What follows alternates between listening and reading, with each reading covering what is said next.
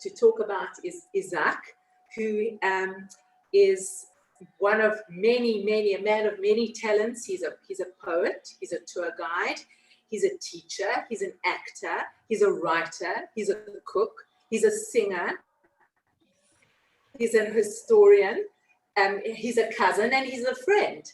And just to correct something that was put out on the email, it was said that Izak was born on the island of Rhodes. He actually wasn't. He was born in the Belgian Congo.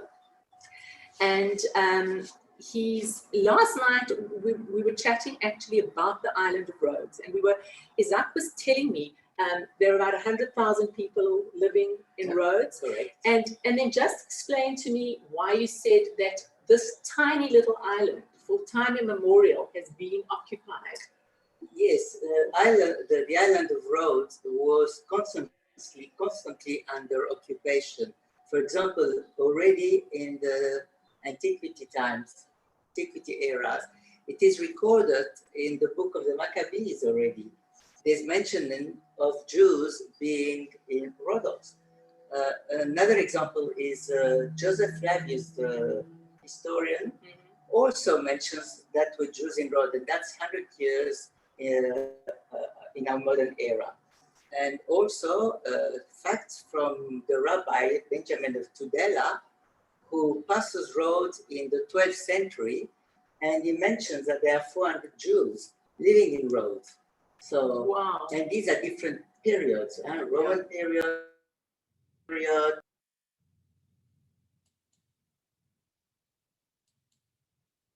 and then came the Italians from 1912 to the Second World War. And yes, it was constantly under occupation. I think it's an important place to link the Middle East to Eastern Europe and then to Europe. Yes, okay. It's a most magnificent island. And to start off, we're going to, Izak has written this beautiful book. It's his book of poetry, which is just magnificent. The book is, the poems are all in Ladino, but they have in English and a French translation in them. And I'm going to ask Izak to start off by reading one of his poems. I'm going to then read it in English so you can understand it. And it's called The Street of the Tailors. Can I tell them why I have started to write this poetry book? Yes, that is coming okay. up, but you can tell them with pleasure. Yeah, it's just that poem was the first poem, that's all. I happened to be in Rhodes late at night and in the Jewish quarter, and thinking I'm going to have a good time drinking and having fun. And on the contrary, I became quite morose, a little bit sad, thinking of the Jewish family, my parents and all that. So I wrote this poem. I took my pen, luckily I had a piece of paper, and I just went and wrote La calle de los Chastres. En la calle de los Chastres estoy caminando. Las máquinas de coser no cantan más. Las chastras ya no se pinchan más los dedos. Solo siento música alegre y la gente canta, grita, bebe, come, se ríe y baila. No tuvieron mortaja los que la cosían. El Dumán se los llevó por los cielos alejados. La chica Jerusalén de preto está vestido. Ellos cantan, gritan, beben, tomen, se ríen, bailan en la calle que fue la de los Chastres. En tierra ajena me siento. ¿Ajena? No por dentro de mi alma. So that at one point, I don't know if any of you could make out that Izak said Yerushalayim and Rhodes was known as the Little Jerusalem. I'm just going to read the English translation, The Street of the Tailors. I'm taking a walk in the Street of the Tailors. The sewing machines no longer sing. The seamstresses no longer prick their fingers. I can hear joyful music and people are singing, shouting, drinking, eating, laughing, dancing. those that sewed the shrouds had none. The smoke took them on faraway skies. The little Jerusalem is dressed in black, and yet they sing, shout, drink, eat, laugh, and dance in the old street of the tailors. I feel in a foreign land. Foreign land, not in my soul. So that, as Izak said in 2008 on his third visit to Rhodes, he began writing his poetry, and that was the first poem he wrote. Izak, you deeply attached to the island of Rhodes, for it was here that your mother was born, and she was raised, and she lived here in Rhodes with her family before her deportation to Auschwitz and to Bergen-Belsen. Tell us about how you lived in relative peace and harmony just until the Germans took occupation. How they lived. Well, how they lived. Yeah, of course. Look, Jews were in Rhodes, like I said, for centuries. On both sides of my family, my mom, they were from Rhodes, from always. My father came from Turkey and settled in Rhodes. But life in Rhodes seemed to be lovely. They seemed to enjoy life. They had no real problem. Actually, they were very protected even during the Turkish occupation. And in 1912 then, when Italy took the island from Rhodes, they actually made the island become more and more modern, and actually the Jews benefit also from that, because then they were exposed to the Italian culture. The school was now, all the schools in the island were now to be taught in Italian, with the Italian curriculum, and all seemed to be good for them until 1938, when Italy imposes racial laws against the Jews. So racial laws against the Jews only? Only because once Mussolini came to power in 1922, he was a fascist, as you know, but nothing was done to Jews until 1938, when Hitler started to put the brain in Mussolini that he has to actually also impose racial laws against the Jews. And that was done in 1938 in Italy and all Italian occupied territories. And so Rhodes became also a target.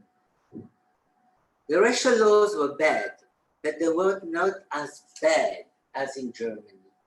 You know what I mean? Yeah. So, okay, Jews were now forced to work on Shabbat, difficult to get kosher meat. Jewish kids were kicked out from non-Jewish school, but the Jewish school remained open. They could still have a kind of a life. And even until 1939, a lot of these Jews could leave Rhodes and settle elsewhere. Okay. So then, what happened? What happened once Italy surrendered and the Germans entered on the 23rd of July, 1944? Alors, actually, what happened in September 1943, Mussolini was deposed on the 8th of September. And immediately, the Germans occupied Rhodes and all the Dodecanese island, because the Dodecanese island were part of Italy, okay? Yes. So they occupied Rhodes, and that's when, from September 1943, the British started to bomb the island of Rhodes. But the Jews of Rhodes, I think, had no idea of what was happening in Europe. They knew people were being transported. They knew that there was a war, but they didn't know about Auschwitz. They didn't know about Treblinka. They didn't know about all these camps. So it's true that the Jewish quarter being located in the medieval town and very close to the port, so the bombs were falling in the Jewish quarter, and a lot of people died. A lot of Jews died. in the Jewish quarter called La Juderia. And therefore, eventually, the Germans decide they'll move them to different villages to take them away from this bombing. The three villages were Villanova, Krimasto, and Trianda. And on the 23rd of July, unfortunately, they were taken away. But we can come back to that when you want. Yeah. So tell us what happened on the 23rd of July when. Okay, so before I go to the 23rd of July, I've got to go 3 days before. Okay. Because on the 18th of July, the local newspaper, the Messaggero di Rodi, summons the men to report to La Aeronautica. This was the Air Force Central Command where the Gestapo had been established. The deportation of the Jews of Rhodes was decided just then. There was no plan normally to deport the Jews of Rhodes. So men from age 16 to 60 are to report today with their ID documents with the false information that they're going to be given a job on Rhodes, because don't forget, the racial laws made it more difficult for them to work. And the war had already started, there was no food, it was difficult to live. So they believed, and men went. Once they were there, they were not allowed to leave anymore. So that same day, the local newspaper summons the women to report the next day for information or for instruction, let's say. So women go there and they are very, very worried because the children, their husbands are not coming home. And the instruction as follow: you will take your valuables and you will take the minimum luggage. And when I insist on the word minimum luggage, it's because the 23rd of July, 1944 is the end of the war. So Germany knew they were losing the war and they still wanted to kill the Jews. And Rhodes Island was the furthest point in Europe where the Germans went, okay? And so women went there, also not knowing there, and they were locked in there eventually from the 20th to the 23rd. And then on the 23rd of July, 3 sailboats arrived. They were more like cargo boats, and to take the entire Jewish community of Rhodes. They didn't know where they were going to go, so they had to walk in a group of 5 to the port. And what did the Nazis do? Very clever. They went to blow the siren of the city so that the non-Jews would think that the British are about to bomb the island, and they would run to the shelters and they would not witness the war of the Jews from La Aeronautica, from the Gestapo, to the port where they were taken away. And from Rhodes to Auschwitz was the longest journey. It took them 3 weeks. Do I carry on with that? Would you like me to carry on? Yes, well, I want you to carry on until your mum arrived in the camps. Okay, so now, of course, on both sides of my family, on my father's side, my grandparents and one of the younger sisters were taken. And on my mother's side, there was a mother and there were 3 sisters. All of them were taken with about 2,000 Jews that were taken away on that trip. The 3 weeks, it took 1 week from Rhodes to Athens. Why that? Because 2 days later, on the 25th of July, the Jews, of course, had been arrested. Hundreds of them were also arrested, and they were waiting for the boat with the Jews of Rhodes to join the boats of the Roods of Kos. And they carried on and they arrived in Athens. 15 kilometers from Athens, there was a first concentration camp called Haidari. And they, of course, they are dispossessed of all their belongings, all their belongings. And on the 3rd of August 1944, the cattle trains arrived. And they remained on these cattle trains for 13 days. And on the 16th of August, they arrived in Auschwitz. There were 2,500 people on that train. They were from Rhodes mainly, some from Kos, and probably some from Greece. Within 3 hours, 1,900 of them had been already gassed. 600 were actually selected for work. There were 346 men and 264 young women. 9 months later, at the end of the war, only 31 men were still alive, from Rhodes I'm talking, and 120 girls from Rhodes. Devastating. It's absolutely devastating. So Izak's mum, Lucia Capeluto, stayed in the camps. Unfortunately, her mother and her sisters were killed. And then she was liberated.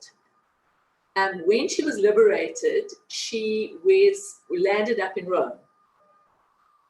And she was taken care of by somebody who we will talk about. We can mention her name now.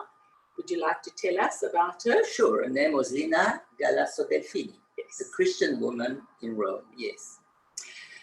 So Lina looked after Izak's mom, and then we'll come back to Lina. But on the together with 8 women from Rhodes, Izak's mom then left Rhodes to Rome to go and meet her sisters. She had 2 older sisters, which Izak didn't talk about, who had gone to live in Rhodesia many years before.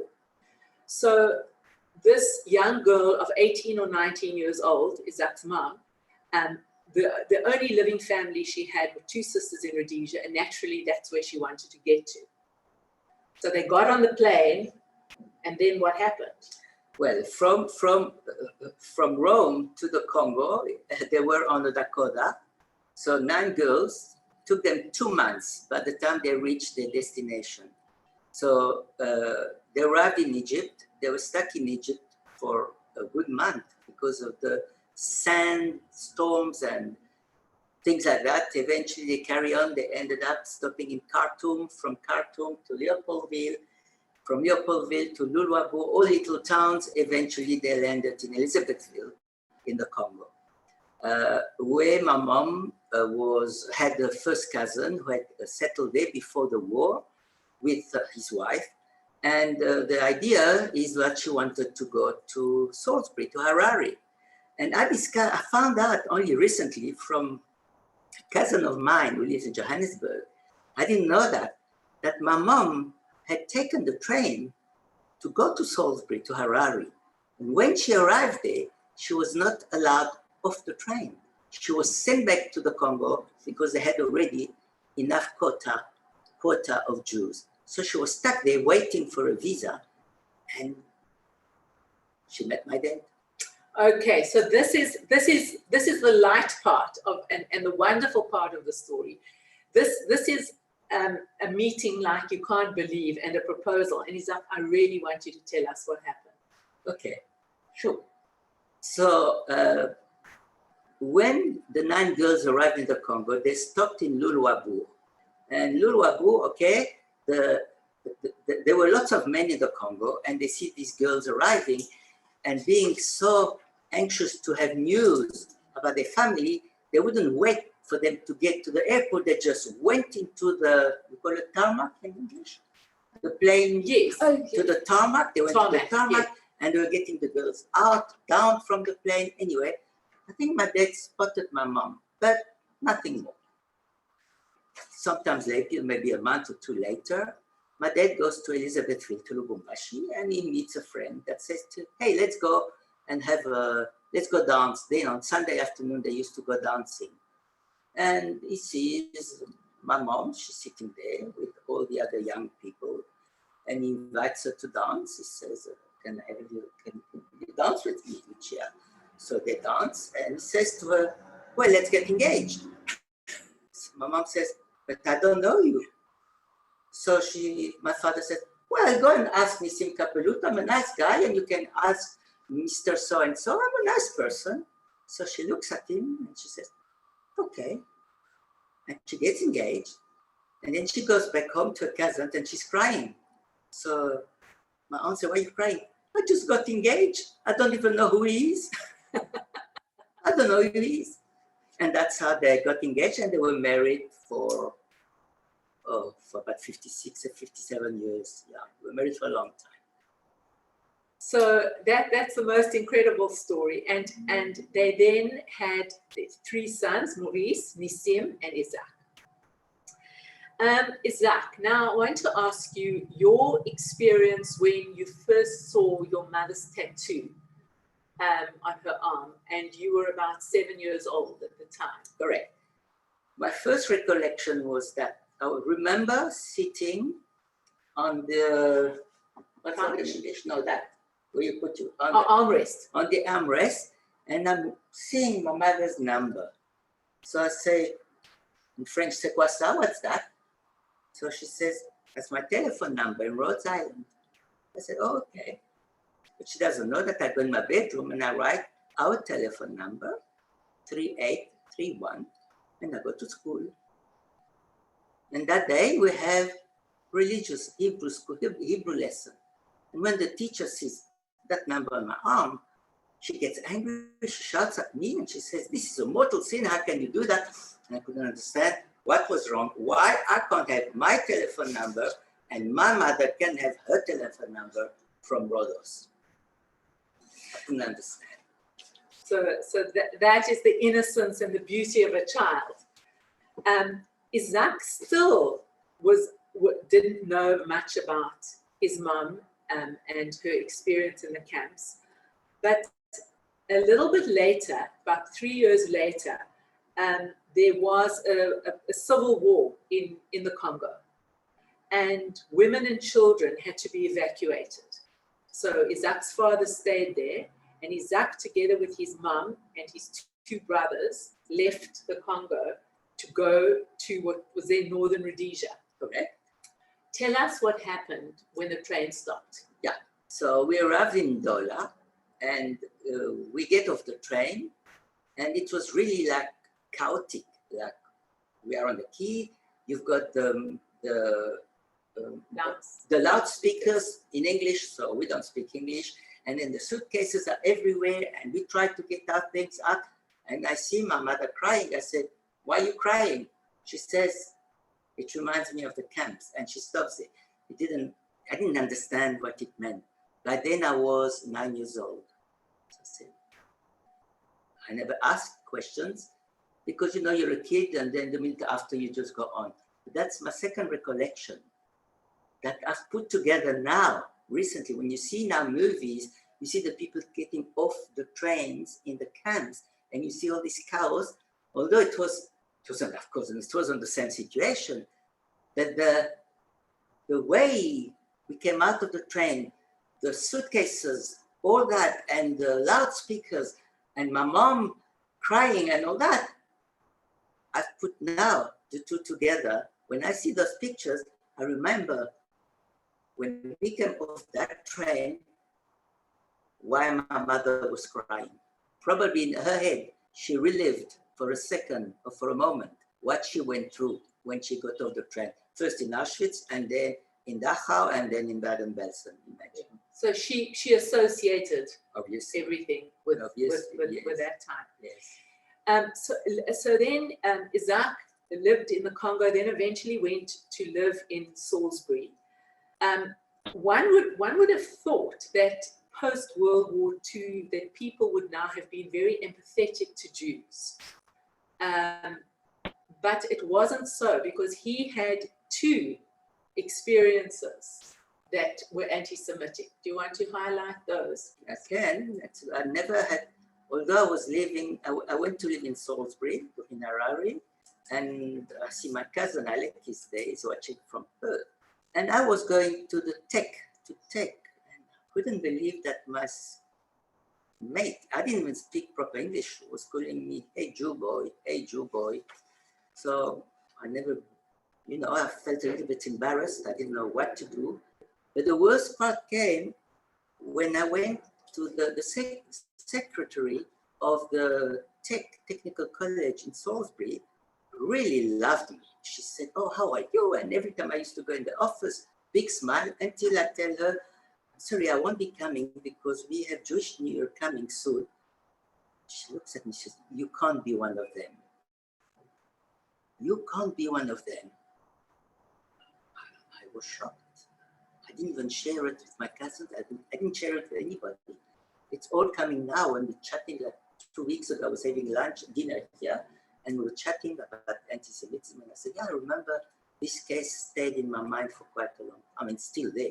Couldn't believe that a responsible person of an institution where kids or students are going, comes up with such a comment. You can't be one of them. Anyway. So shortly after that, Izak went to live in Israel. He was there for just under a year, for about 10 months. And then he came back to his parents and eventually moved to Cape Town. Now, when he came to Cape Town, he didn't have anybody here except a few friends from the Congo. And he started, and this is where his acting career started. He started acting. Amateur. Okay, he says amateur. I don't know if it's so amateur, but anyway. And he started acting in French plays, the Troupe Molière, mainly for students who were learning French, or the matric students who were learning French, and they had to put their plays on. Are you going to tell them what the French ambassador came and said to you after one of your performances? You mean the dean? Well, it says a French ambassador. Yeah. Okay, you know, I can play the fool. So I had a minor role, and I was acting, and somehow I was supposed to play stupid. So I started to have some funny movement and going a bit, like you see my face going like this, and a little bit crazy. And unfortunately, I did steal away, which is not right, from the main character to me, all the attention, yes. And you say that you just found something there that the ambassador said he had never seen. Thomas Diafoirus, that was one of the acts, yes. one of the, what's the word, personnage, I can't find the word in English. But anyway, so following that, among the audience, there was the dean of university from the French department. And he sees me on stage and he says, I think I want that guy at university to teach, to assist rather. I had no degree. I just had my school certificate. I didn't know I could teach. I had no clue. But that's when I discovered that was my passion, a real passion. So at the age of 35, I was already teaching, and I decided I better put myself through university. And I got my degree at age 40. But it's okay. But Izak has not told you that he taught at UCT, he taught at the University of Stellenbosch, he taught at the French school, he taught French at the German school, and he's currently now teaching at the Alliance Française. So he's a man of many talents, and based on all of this, when he started studying Italian, his father called him one day, knowing that he's now going to be fluent in Italian, and gave him something. Yeah, that was quite something. So I was 35 years of age. I tell my father, oh, you know, Dad, I'm learning Italian. He says, I'm very impressed. That's very nice. Come with me in the bedroom, please. So I go in their bedroom, and he gives me a folder. I open the folder, and I discover. You want to use mine? Okay. I discover these yellow pages written in Italian. Should I hold it closer? You can see they're very yellow. Okay. And I discovered that was my mother's testimony, done in 1945. What had happened when my mom came out of the camps? The lady who took care of her, her name was Lina Galasso Delfini. When she realized what went on, she made my mother say, no, you have to talk. You speak, I will write it for you. And so imagine, at the age of 36, I don't know, we, the three brothers, we had no idea that this precious document was actually in our home. The testimony of my mother, done at the end of the war when everything was fresh in her memory.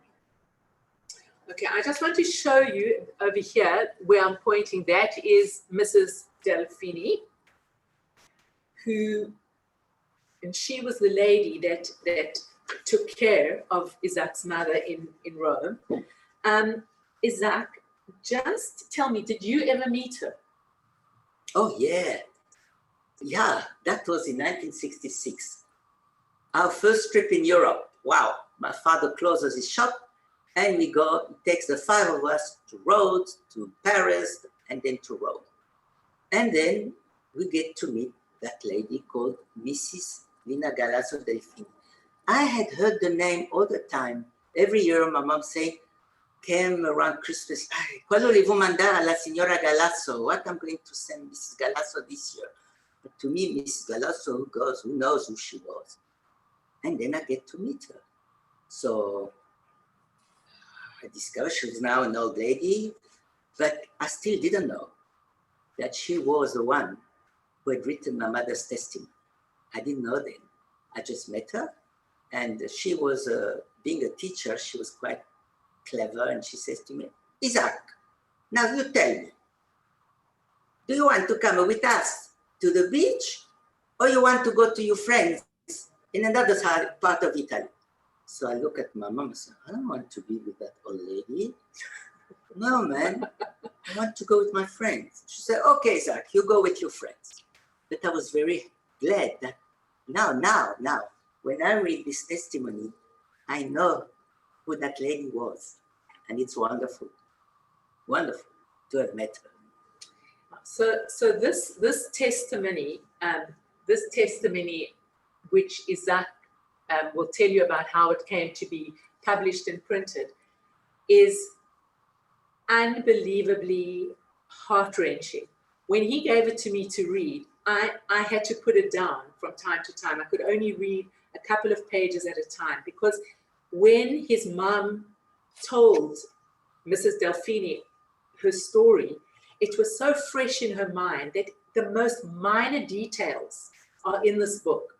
And it's unbelievable that when I saw pictures of Izak's mother living in Rome after the war, that somebody who had had this experience in the Holocaust and in the camps could actually look healthy and well and live a normal life again. Well, normal, but from her photographs, happy and leading a life in Rome, and then back and then further down to the Belgian Congo.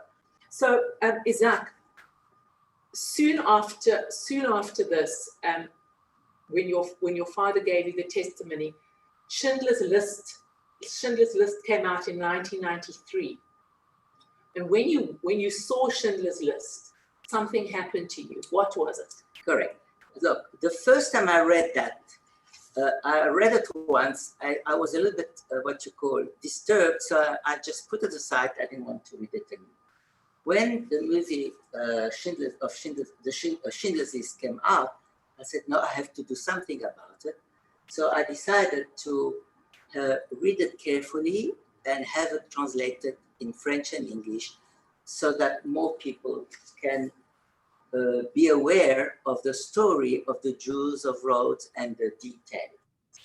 So it's a very small booklet, because I mean, you read it in 20 minutes. I mean, it's good even for schools, because it's quite simple. But I want to tell you something. Can I tell them the story of course, of a sister? Yes. So when after the book was published and sent around the world, of course you must tell us. Yeah. So the book was printed in Marseille, in France. So I think the year was, you've got it there at the back. And we sent it to, we didn't sell it, we sent it to whoever we could. We've got copies in France, we've got copies in the States, we've got copies here. Anyway. 1997. And then one night, the phone rings. What was the name of that lady? Bianca. I just had a senior moment. Excuse me, my friends. Senior moment. La signora Bianca. So I answer the phone, and the lady says, "Can I speak to Lucia?" And she speaks Italian. So I say to my mom, "Maman, c'est en italien, c'est pour toi. It's in Italian, it's for you." For me, in Italian, who can it be? Now it's 8:30, 9 o'clock in the evening. So she goes to the phone, and my mom starts, Bianca, and they speak, and I see a lot of emotion, commotion, emotion going around. What happened? I sent that testimony to a friend, Freddie, in Belgium.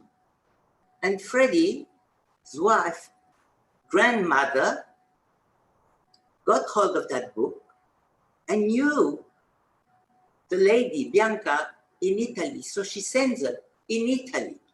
Now, Bianca receives that book and finds her sister Lina. She remembers the story because she was sitting around that table that night. She saw the printers. From the printer, she got hold of my brother in France. And from there, 50 years later, at the end of some 50 years later, Bianca and my mom managed to speak to each other. If it wasn't for that book that I'd sent to Brussels, by pure luck, I don't think they would ever have a contact again. It's like the circle was now completed. And then Bianca was there. By then, Bianca was over 90 years old. And she told us that Lina had already passed. That's an incredible story, that. So right now we focused mostly on your mum. Now we're going to focus on Izak. Okay, because you really are the star of the show. So Izak, a few years later, you had a visit from Bella Angel, who came from Athens. Correct. And what did she want you to do? Yeah, that was a thing that I'm very thankful to her, because I never dreamt and I never thought that I was capable of that. She came here and she asked me if I would like to go to Rhodes and help them with tours, work at the Synagogue of Rhodes, and be a guide, because in Rhodes, the local guides, are not formed or trained to speak about Jewish life in Rhodes from before the war.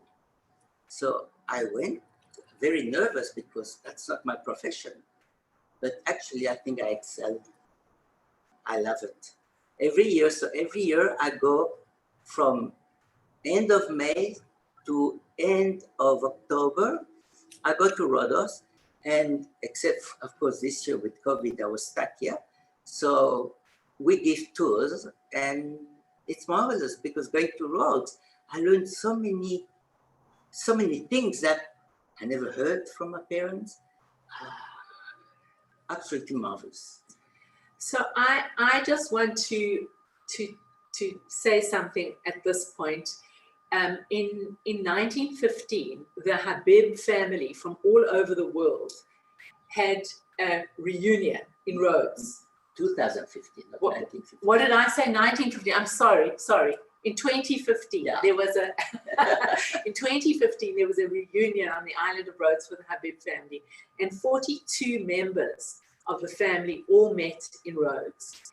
And Izak was our guide. But I have to just tell you that at the end of that journey, now I am a pure Ashkenazi. My grandparents came from Latvia and Lithuania and Prussia, and at the end of that week in Rhodes, I wrote to all 42 people of the family, and I said to them, so here I am, a pure Ashkenazi Jewess, but one who affiliates with Jewry, because we all are one. Nobody in the camps asked the Jews whether they were Sephardi or Ashkenazi, Orthodox or Reform before they murdered them. They were Jewish, and that's what made them the victims. So when we all met in Rhodes last week, we too shared the emotion as we went on the incredible tour which Izak led so expertly and with such insightful information. Of course, it was even better because it was so personalized and close to the memories of everybody who was there. Every step, every memory, every sight, and every story felt like we were living their lives 70 to 75 years later. So I have to say that he is a tour guide par excellence. He's absolutely amazing, and he every time that Izak goes back, as he says, he learns a little bit more about the island and about the people, and uncovers more. Perhaps you can tell us a little bit about the shul, the Kehila in Rhodes. Oh yeah, that is the jewel of the Jewish community of Rhodes. The synagogue of Rhodes, called Kahal Shalom, or La Kehila, like we say in Ladino, La Kehila Shalom, dates 1577. It's the only, there were 6 synagogues in Rhodes, but it's the only synagogue that survived the bombing from the British. And it is so beautiful. How can I explain? Oh, for example, every time I'm there, when we celebrate Rosh Hashanah or Yom Kippur, we have to bring a rabbi from Israel because we don't have a rabbi in Rhodos. I mean, when I see that synagogue getting slowly full, or not only that, people now want to have bar mitzvahs in Rhodes or weddings. I actually want to tell you a little story of a bar mitzvah that took place 4 years ago. His name was Sam Kofler, a little boy from New York, Ashkenazi. At age 12, he says to his mom, I don't want a bar mitzvah with 200 people and a big party. I want a bar mitzvah in a country where the Jews have been exterminated. Wow, coming from a boy of 12, that's unusual. So Sam's mother started to ask around, see around where it would be, and I got one of the letters, and I started to reply, and it was wonderful because his bar mitzvah was celebrated on Shavuot, and we never had a Shavuot service since the war in Rhodos. So we had a Shavuot service plus his bar mitzvah on that day. So to me, a boy that's got no links to Rhodes, to come from the States and to Rhodes to have his bar mitzvah shows that really our synagogue is best. It is beautiful. It has a peace and a serenity about it, and even the museum there is absolutely magnificently done. So Izak, what he failed to tell you also, when there isn't a rabbi there, Izak acts as the chazan of the shul. That's a disaster, but I do, yes. I've got to tell you, sometimes people come Fridays and they say, tourists, mostly tourists, tourists. They say, can we have, are we having a Kabbalat Shabbat tonight? I look at them, I say, I don't know. Depends if we have a minyan, or depends if I have people. Phone me at 4 o'clock. So they phone me at 4 o'clock. We are 4, we are 5. I said, but can you read? They said, not really. I said, me neither. I said, but the only thing I can do is go, we Sephardic, we sing a lot. We sing so much during our services that I said, I can go from one tune to the next one, to the next one. We do the Shema, we do the Amidah, but what's in between, I just have to jump. But you know what? Most of the time, you have what we call I call the Jewish miracle. Because as we're about to start, someone walks in and I say, can you do a service, please? Yes, please come and help me. And that's how we do our Kabbalat Shabbat. It's never guaranteed, but it's done. So if I can help, I help. But I'm not, like you say, a chazan or well, that's not for you to say. You can sing beautifully. Anyway, I actually Googled the Rhodes Kehila, the shul, and the tour and the synagogue of Rhodes, and it got 4.5 stars on TripAdvisor. So, yes. So I suggest that it's well worth a visit once our skies are open and people are able to travel again. It's a beautiful place to visit. So we have come to the end of our talk now, but since tonight, being the 25th of Kislev and the first night of Hanukkah, I am going to ask Izak to read another poem from his book called The Festival of Lights. He will again read it in Ladino and I will translate it. El Festival de Luces. En el mundo este de los sueños estoy entrando. Por los caminos estrechos voy paseando. Ya está durmiendo aquel sol del invierno. Me sopla en la cara este aire tan friolento. En las casas estas mis ojos van culuqueando. Mueve flamas detrás de las ventanas. Están bailando en cupicas de agua y aceite las mechas quemando. Asentados están todos, platos en las manos, esperando que la nicuchirá deseada de la casa les esté trayendo los burmuelos que en miel y canela estarán untando. The Festival of Lights. I enter the world of dreams. I wander through the narrow streets. The winter sun has gone to sleep. An icy wind is blowing on my face. My eyes are peering in these homes. Behind the windows, I see 9 dancing flames, burning the wicks from the small glasses filled with oil and water.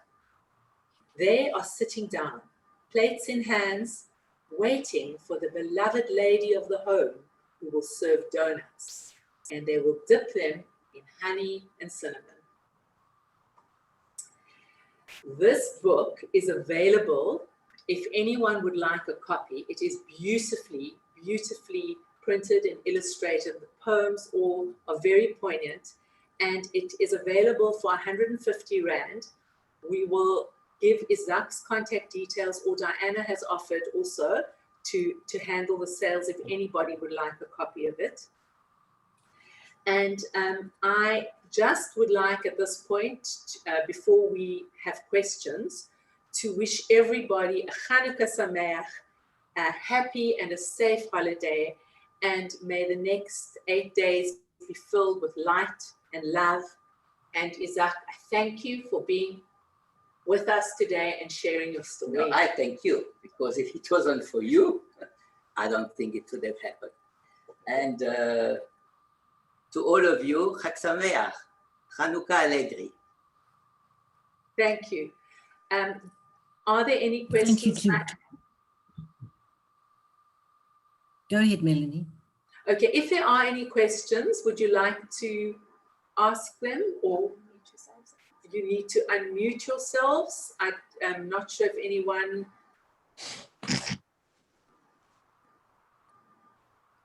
Izak, Anybody? can you hear me? Yes. It's Maurice Fresco from Johannesburg. Yes, Maurice, I can recognize you. Hello, Maurice. Yeah. How are you, mate? Lovely to hear you and see you and to hear the stories. So, Mazel Tov. For me also, it was emotional. Yeah, we share always the same stories. Yeah, he's also he's got his roots all the way to Rhodos. Yeah. So, Thank you look for after joining us, yourself. Maurice. Thank you. You too. Fiestas alegrías.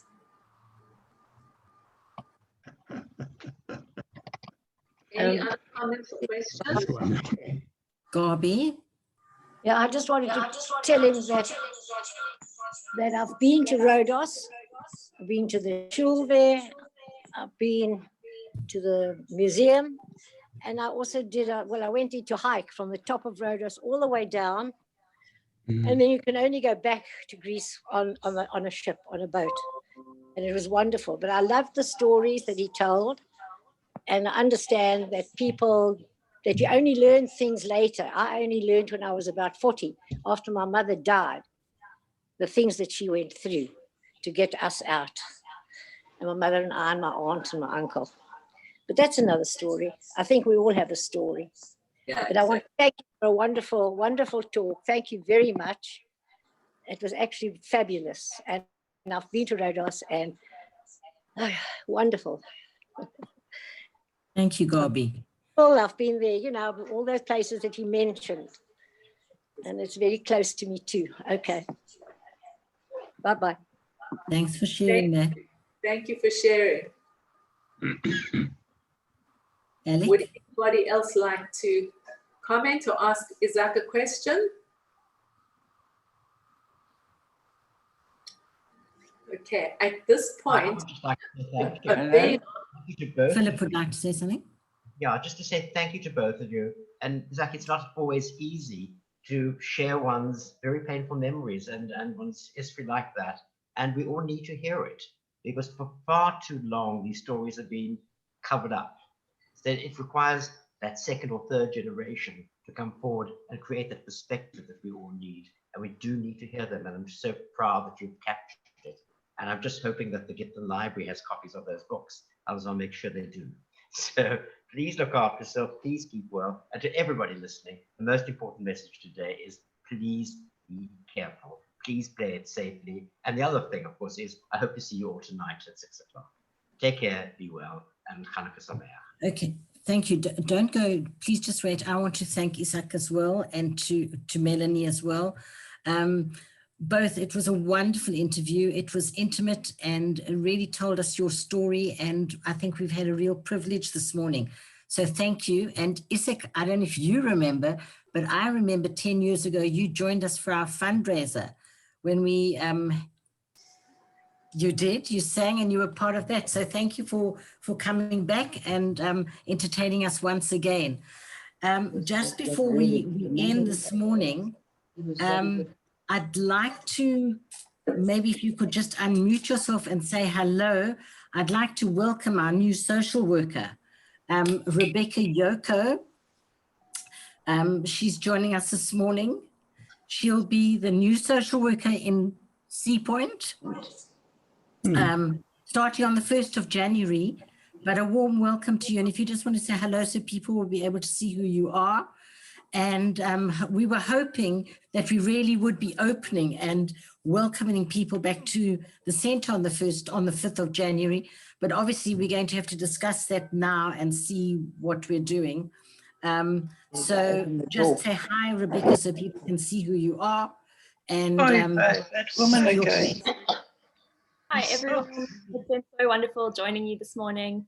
Such a powerful story and sharing from Izak. Thank you so much. And I'm really looking forward to getting to know everyone better at CJSA. Welcome. Oh. Lovely young lady, eh? yes, we are very excited and look forward to her working with us. So I'd like to just say Chag Sameach to everyone. Hope you'll join us this evening. If you're not available this evening, don't forget next week there is a concert with Ivor on Thursday. I'm not sure if one of the social workers can just confirm whether we're still having exercises or whether they've ended for the year. Can someone just confirm with me? Hi there. Anybody know? Hi everyone. Next week is a public holiday on the Wednesday, so we won't have HS Grace, but we will have our last class on the 23rd of December at 10 o'clock. So hope you can join us. Thank you. And just to let you all know that the Shabbat meals are continuing during the festive season. The major order is going to go out tomorrow. You will get the list tomorrow, which will give you the meals for the next 3 weeks. All orders need to be in by next week, Tuesday afternoon, with payment before Friday, so that we can collate everything and make sure that everybody is going to receive what they order. Please help us to make it possible. We need to end our financial books by the end of the year, so the money needs to be in. Little dresses, and they're not getting Christmas presents from me. Hang on. They're getting kind of... Marcel, we can hear you. Please. Oh, sorry.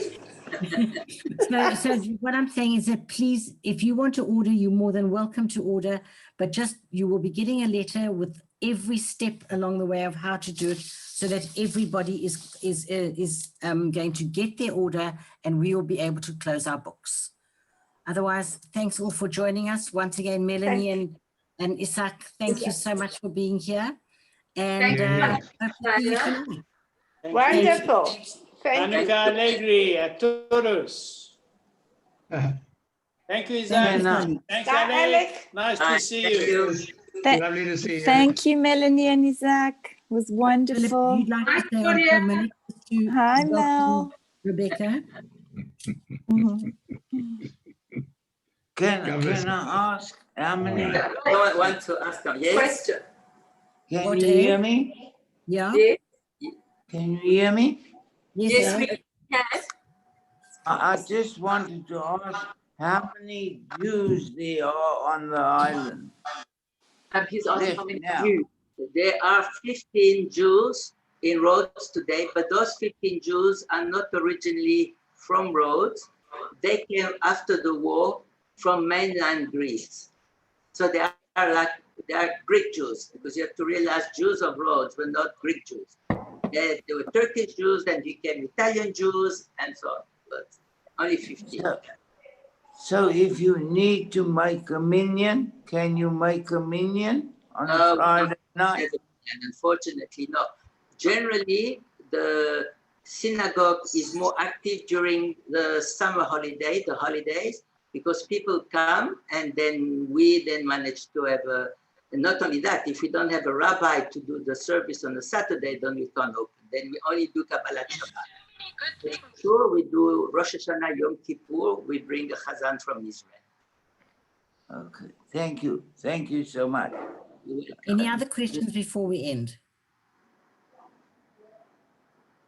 Okay, thank you all for joining us this morning. And as I said, hope to see you this evening. Take care, Thank you, each one of Diana. you. Thank you, Pleasure. Bye. Thank you, and well done. Well done, Melanie and Izak. Wonderful. Bye-bye. Stay safe. Bye, Hamon. Nice to see Bye, you. everybody. Bye-bye. It's a pleasure. You switch off now. Oi. Hi, Philip. Yes, I wanted you to. Okay, I'm Oh, you leaving. can hear me. Yeah. Bye-bye. Okay. Bye-bye.